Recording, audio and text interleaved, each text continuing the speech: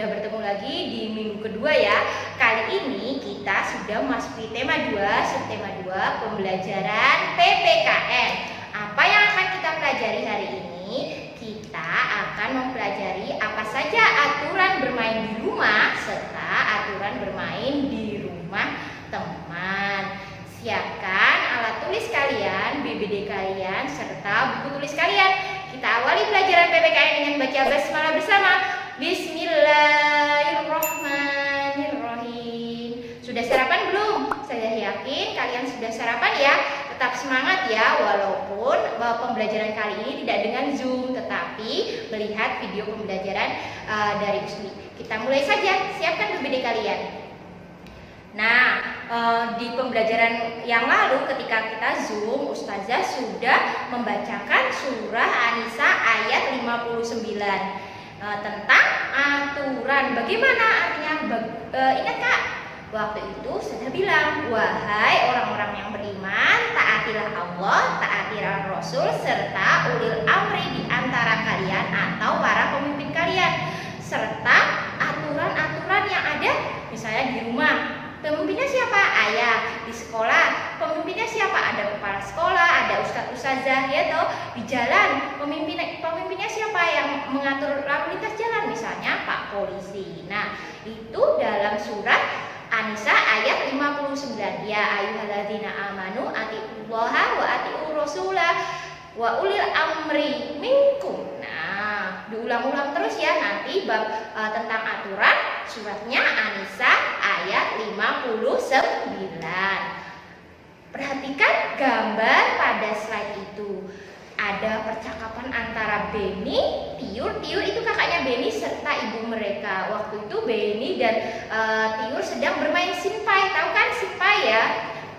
Ibu dari Beni dan Tiur mengingatkan, sudah ya bermainnya karena sudah sore, belum mandi, ya kan? Sudah mau menjelang maghrib. Tapi Beni dan Tiur itu kebetulan agamanya Nasrani ya nak. Kalau di buku tematik ibunya Beni mengatakan dilanjutkan besok. Tetapi Beni bilang, aku masih ingin bermain dan berlatih karena aku belum bisa bermain simpai.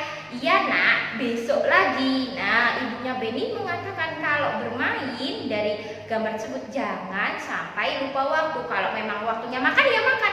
Kalau waktunya beribadah ya beribadah. Kalau waktunya membersihkan diri atau mandi ya mandi. Waktunya istirahat atau tidur ya tidur. Jangan berlebihan, apapun tidak boleh berlebihan ya nak. Nah, itu di rumah Beni ada aturannya, salah satunya bermain tidak berlebihan. Kemudian bermain itu ada aturannya. Setiap aturan permainan harus ditaati oleh semua yang ikut bermain.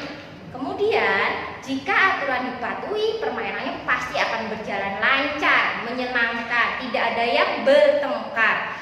Jika salah satu ada yang tidak mematuhi, berbuat curang, saling menyerobot, itu pasti akan terjadi pertengkaran dan permainan tidak menyenangkan, kacau, malah nggak selesai permainannya. Kemudian aturan ketika bermain diperlukan agar permainannya berjalan adil dan berjalan lancar.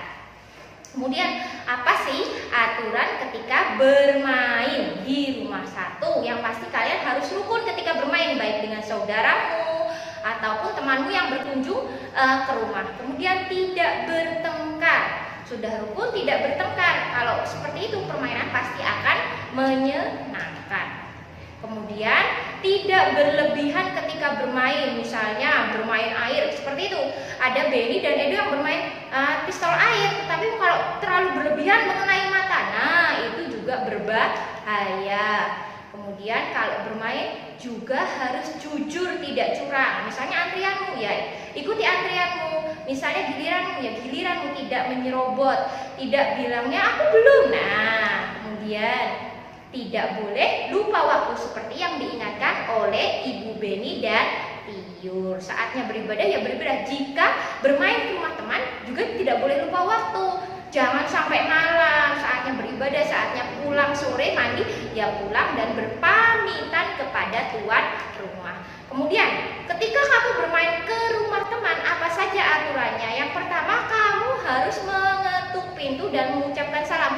Jangan sampai walaupun kamu sudah kenal, aku kan sudah kenal, masuk saja. tidak seperti itu. Tidak itu namanya tidak tahu sopan santun. Harus ketuk pintu dulu sampai dibukakan, kemudian memberi salam kepada pemilik rumah dan temanmu. Kemudian yang kedua, walaupun sudah kenal, kamu juga dalam rumah tidak boleh memasuki kamar-kamar atau ruangan pribadi rumah temanmu tanpa izin, kecuali temanmu, ayo main di kamarku. Nah, boleh, berarti temanmu mengizinkan. Kalau tidak mengizinkan, kamu diam, misalnya dipersilakan di ruang tamu, ya sudah, tunggu di ruang tamu. Kemudian tidak mengambil barang milik temanmu di rumah temanmu, itu namanya jujur ya sayang. Kemudian duduk dengan sopan. Kalau di rumah teman ya duduk dengan sopan, dipersilakan duduk dengan baik, tidak malah berdiri di atas kursi misalnya, malah tidak sopan. Nah, seperti itu. Lihat ada Siti dan teman-temannya yang sedang bermain. Nah, duduknya juga sopan.